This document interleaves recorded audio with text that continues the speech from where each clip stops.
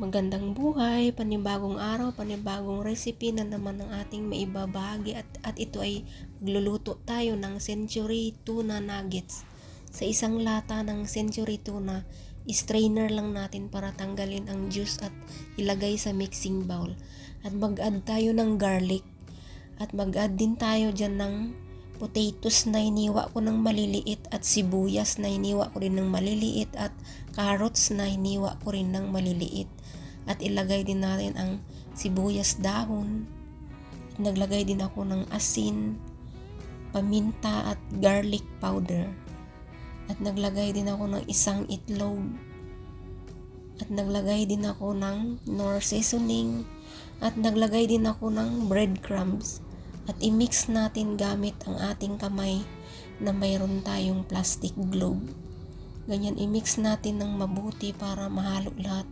At nagdagdag ako ng cornstarch dyan pagka medyo basa ang ating mixture para hindi mahirap i-form na nuggets. Ganyan guys, 1 tablespoon lang ang scoop ko dyan para papalaparin natin sa ating palad. I-form natin na nuggets.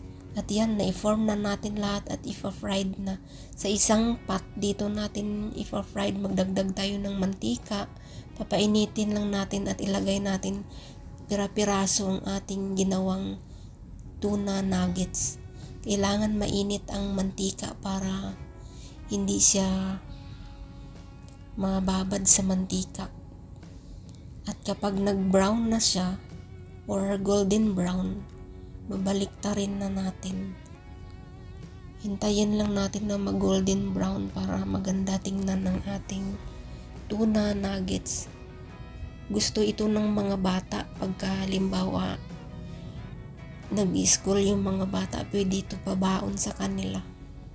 Mas healthy ito dahil may gulay para maiba naman ang recipe natin sa tuna para hindi lang lagi canned foods ang magustuhan nila. Kailangan gagawa din tayo ng paraan para makain nila na haluan ng gulay. At ganyan na guys ang ating Century Tuna Nuggets. Ganyan lang kalalaki. Mga small size lang or bite size. Ilagay natin sa plate or sa food platter. Lalagyan natin ng tissue sa ilalim para patuluin yung mantika. Ganyan kadami ang magagawa natin sa isang can na Century Tuna. At yan guys, ready to eat na ang ating nagawang Century Tuna Nuggets. Thank you for watching. Please follow for more and don't forget to subscribe.